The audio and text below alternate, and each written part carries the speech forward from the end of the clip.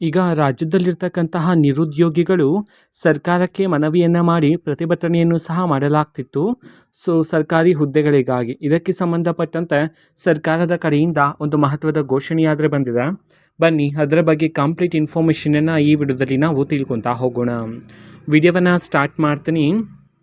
ಅದಕ್ಕಿಂತ ಮೊದಲು ನೀವಿನ್ನೂ ನಮ್ಮ ಚಾನೆಲ್ಗೆ ಸಬ್ಸ್ಕ್ರೈಬ್ ಮಾಡದೇ ಇದ್ದರೆ ಈ ಕೂಡಲೇ ಚಾನೆಲ್ಗೆ ಸಬ್ಸ್ಕ್ರೈಬ್ ಮಾಡ್ಕೊಳ್ಳಿ ಮತ್ತು ಲೈಕ್ ಮಾಡಿ. ಈಗ ನಾವು ಇನ್ಫಾರ್ಮೇಷನನ್ನು ತಿಳ್ಕೊತಾ ಹೋಗೋಣ. ಹೌದು, ಇದೀಗ ಸರ್ಕಾರದ ಕಡೆಯಿಂದ ನಿರುದ್ಯೋಗಿಗಳಿಗೆ ಸಂಬಂಧಪಟ್ಟಂತೆ ಒಂದು ಮಹತ್ವದ ಮಾಹಿತಿಯನ್ನು ತಿಳಿಸಿರ್ತಕ್ಕಂಥದ್ದು. ಸಂಪುಟ ಸಭೆಯಲ್ಲಿ ಇದೀಗ ಚರ್ಚೆಗಳನ್ನೆಲ್ಲ ಮಾಡಲಾಗಿದೆ.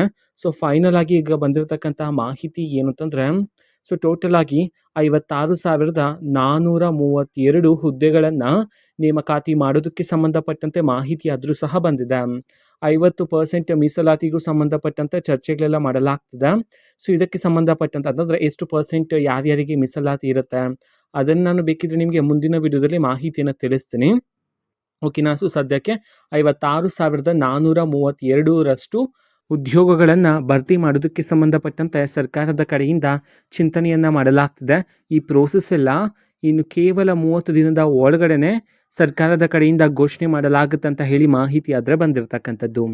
ಓಕೆನಾ.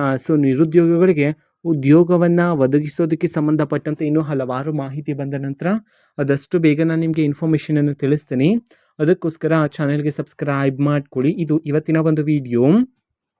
ಇದೇ ರೀತಿ ಗೃಹಲಕ್ಷ್ಮಿ, ಅನ್ನಭಾಗ್ಯ, ಶಕ್ತಿ ಯೋಜನೆ, ಯುವ ನಿಧಿ, ಗೃಹ ಜ್ಯೋತಿ, ಕಾಂಗ್ರೆಸ್ನ ಎಲ್ಲ ಯೋಜನೆಗಳಿಗೆ ಸಂಬಂಧಪಟ್ಟಂಥ ಇಂಪಾರ್ಟೆಂಟ್ ಅಪ್ಡೇಟ್ಗಳು ನಿಮಗೆ ಈ ಒಂದು ಚಾನಲಲ್ಲಿ ಇಮಿಡಿಯೇಟ್ಲಿ ಸಿಗ್ತಿರುತ್ತೆ. ಅದಕ್ಕೋಸ್ಕರ ನೀವಿನ್ನೂ ನಮ್ಮ ಚಾನಲನ್ನು ಸಬ್ಸ್ಕ್ರೈಬ್ ಮಾಡದೇ ಇದ್ದರೆ ಈ ಕೂಡಲೇ ಚಾನಲ್ಗೆ ಸಬ್ಸ್ಕ್ರೈಬ್ ಮಾಡ್ಕೊಳ್ಳಿ.